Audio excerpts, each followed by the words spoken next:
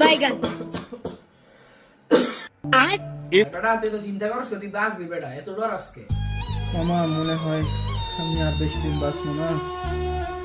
আর তুই একটা কাজ করিস, আমার মোবাইলটা নিয়ে তুই মেয়ের আর বীর মেয়েটার সকল স্টোরিগুলো ডিলিট করে ফেলাইস। কিচ্ছু হইতো না বেটা, দেখ বেলা হতে ডরাইতেছিস।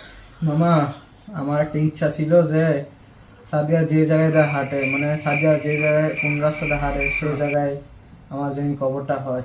এ বেটা এসব ফালতু কথা বাদ দে, কি হইছে এডি পারিস না।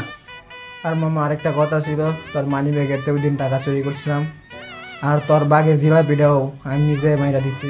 কথা বাদ দে বেটা, চুরি করলে করছিস বন্ধু মানুষ কথা, এত কথা কইতে হয় বেটা। চুরি করলে করছিস জিলাপি, এই জিলাপি কোনো ব্যাপার না, তুই সব জিলাপি বাঁচতে আরো খাওয়া রাখ। আমি তোর ইউটিউবে দেখতাছি কেমন সমাধান করাতে। আমার রিলসটা